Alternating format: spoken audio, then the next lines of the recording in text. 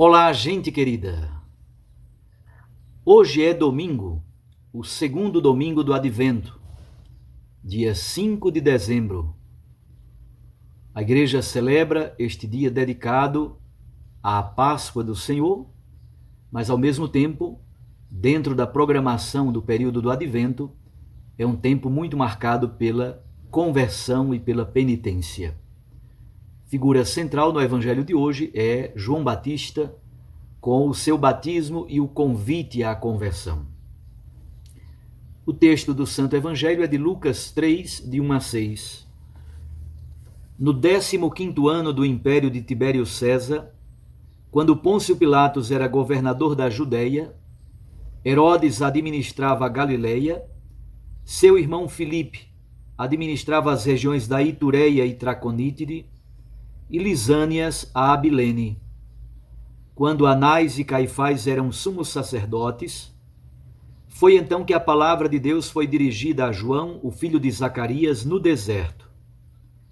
E ele percorreu toda a região do Jordão, pregando um batismo de conversão para o perdão dos pecados, como está escrito no livro das palavras do profeta Isaías. Esta é a voz daquele que grita no deserto: preparai o caminho do Senhor, endireitai suas veredas. Todo vale será aterrado, toda montanha e colina serão rebaixadas, as passagens tortuosas ficarão retas, e os caminhos acidentados serão aplainados. E todas as pessoas verão a salvação de Deus. Palavra da salvação. Glória a vós, Senhor. Minhas irmãs, meus irmãos, vocês recordam que no domingo passado nós meditamos sobre a vinda escatológica de Jesus Cristo como juiz e senhor da história. Assim é o período do Advento. No primeiro domingo, nós nos dedicamos mais à temática da vigilância. No segundo domingo, a temática da conversão. O terceiro domingo, o próximo, é o domingo Gaudete. A grande temática será a alegria cristã. E finalmente, no quarto domingo, com a figura de Maria Santíssima, destaca-se a fé e a esperança da peregrina da fé, Maria Santíssima.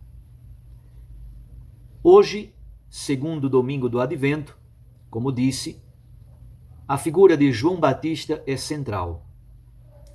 Mas antes, o evangelista São Lucas nos dá uma lista de referências históricas. Essa é uma tendência do evangelista São Lucas. Ele é profundamente preocupado com os dados históricos. Ele diz que a profecia de João, a atuação profética de João, bem semelhante ao que fazem os autores do Antigo Testamento. Se vocês olharem, no começo de praticamente todos os livros proféticos, há um contexto histórico bastante bem determinado. Lucas faz a mesma coisa. Ele diz que o imperador de Roma era Tibério César. Tibério César foi imperador de Roma e o texto bíblico diz que a data mais ou menos razoável se pode pensar o ano 29 ou o ano 30 depois de Cristo.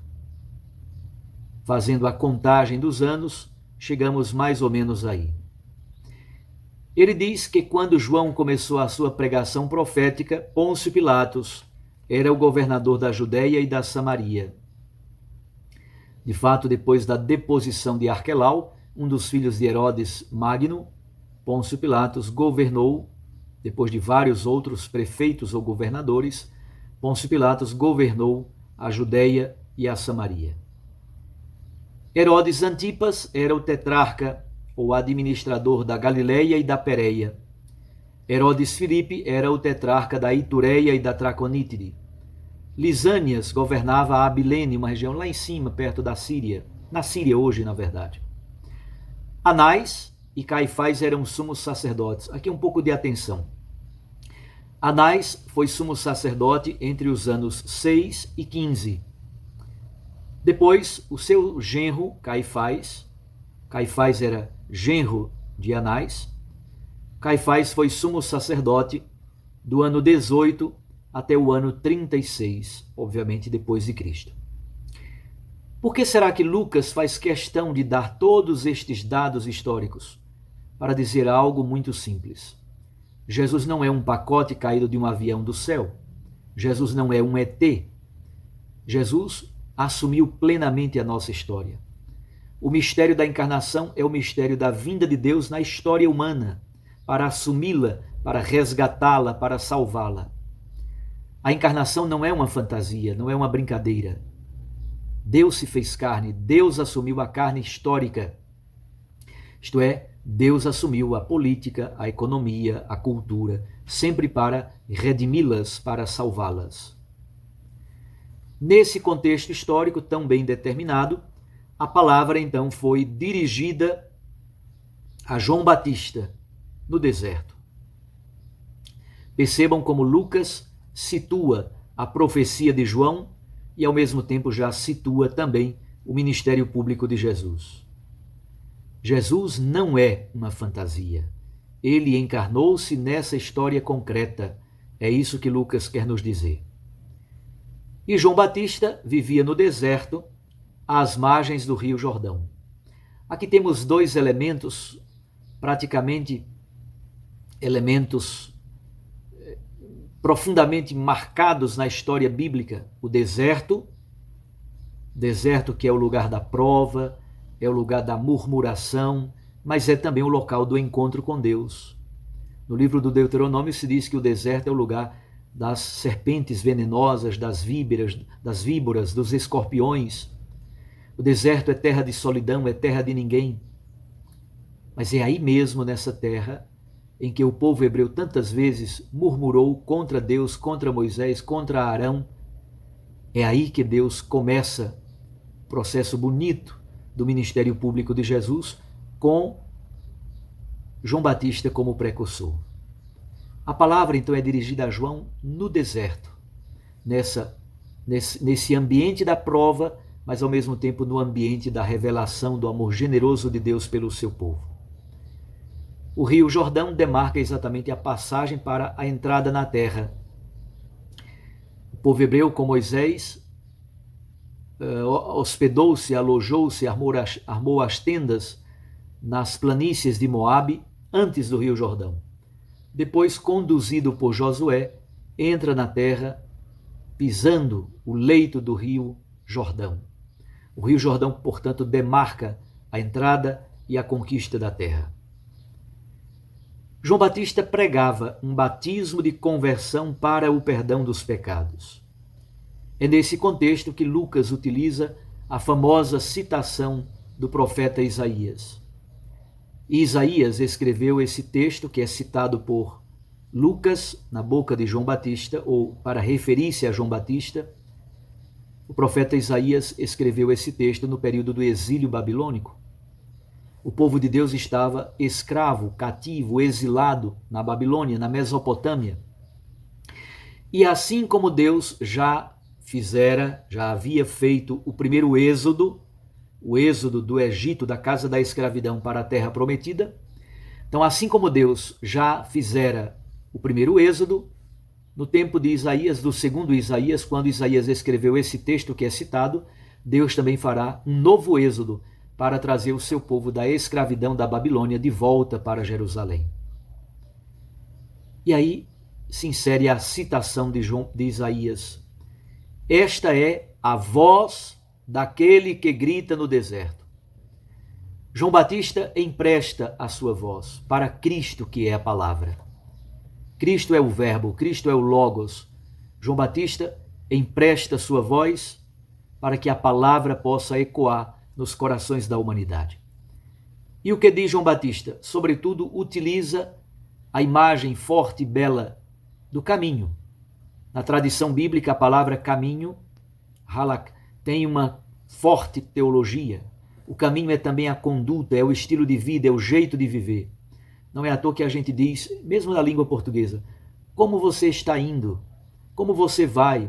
Eu estou caminhando. Obviamente que não estamos falando do caminhar físico, passada por passada. Estamos falando do estilo de vida, do jeito como estamos vivendo. Também no hebraico, o caminho revela exatamente o estilo de vida, o modo de viver do povo de Deus. E o que diz João Batista? Preparai o caminho do Senhor, endireitai as suas veredas. Endireitar significa tornar à direita, tornar reta. Vale e colina serão mudados. O vale será aterrado e a colina será rebaixada. As passagens tortuosas ficarão retas. Os caminhos acidentados serão aplainados. E as pessoas verão a salvação de Deus. Numa palavra, Lucas utiliza a imagem do caminho, a imagem da vereda, para falar de veredas ou caminhos tortuosos serão endireitados. Caminhos acidentados, colinas ou vales, serão nivelados, rebaixados. O que temos então? Nós temos um caminho pronto, preparado, para que o povo de Deus novamente faça o seu êxodo. Saia da casa da escravidão dos seus pecados, da escravidão da vida velha no Egito, terra da escravidão, da vida velha na Babilônia, terra do exílio, da vida velha em nosso estilo de vida marcado pelos pecados, pela infidelidade, pela loucura, pela grosseria, pela incapacidade de viver os apelos de Deus. Por isso mesmo, Deus quer que nossa vida seja endireitada e seja aplainada, para que possamos fazer neste advento de novo o êxodo, o caminho de volta, o caminho de retorno para o Senhor. O profeta Baruque reflete exatamente sobre isso que eu acabei de dizer. Na boca do profeta Baruque, Jerusalém é convidada a retirar as vestes de luto, as vestes de lamento, as vestes de morte, as vestes de aflição. A cidade de Jerusalém é convidada a vestir vestes esplêndidas e adornadas para o Senhor. Cobrir-se com o manto da justiça, colocar o diadema da glória. É bonito como o profeta Baruque diz: receberás este nome para sempre, paz da justiça e glória da piedade. Como são belos estes nomes que Jerusalém, a cidade de Deus, recebe. Jerusalém, olha para o Oriente, Jerusalém, grita o profeta Baruque, porque a salvação sempre vem do Oriente. O Messias virá do Oriente. O retorno da Babilônia virá pelo Oriente. Vê os teus filhos que estão vindo. Eles vêm de lá, eles vêm de longe. Deus ordenou que se abaixassem todos os altos montes e se enchessem os vales. Porque também, na palavra do profeta Baruque, Deus guiará o seu povo pelo deserto, num caminho aplainado e tornado reto. Como é bela esta primeira leitura do livro do profeta Baruque. E o deserto? O que é o deserto? O deserto é verdade. É o lugar da prova, é o lugar da murmuração, é o lugar da dureza, é o lugar das víboras, das cobras venenosas, dos escorpiões, é o lugar da solidão. Mas é também o lugar em que Deus conduz o seu povo ao deserto para novamente falar-lhe ao coração. Como diz o profeta Oséias, Deus quer conquistar o seu povo novamente, como um namorado conquista a sua namorada.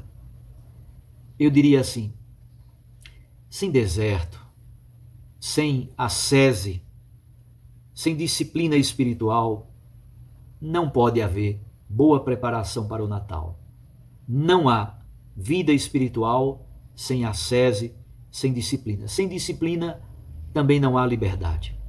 Sem oração profunda que brota do silêncio do deserto, não há conversão. E por isso mesmo também não há caminho de preparação para o Natal. A oração perseverante é a expressão da fé. Gera perseverança, gera esperança. E Deus nos cumula da alegria do presente maior que vem a nós no Natal. Jesus torna-se o centro da história. aquele que dá valor e sentido aos acontecimentos históricos, a nossa vida, a nossa existência. Os poderes políticos, os poderes religiosos presentes no mundo, na verdade, estão subordinados à autoridade de Jesus Cristo, Senhor e Salvador. João Batista é a voz daquele que é a palavra.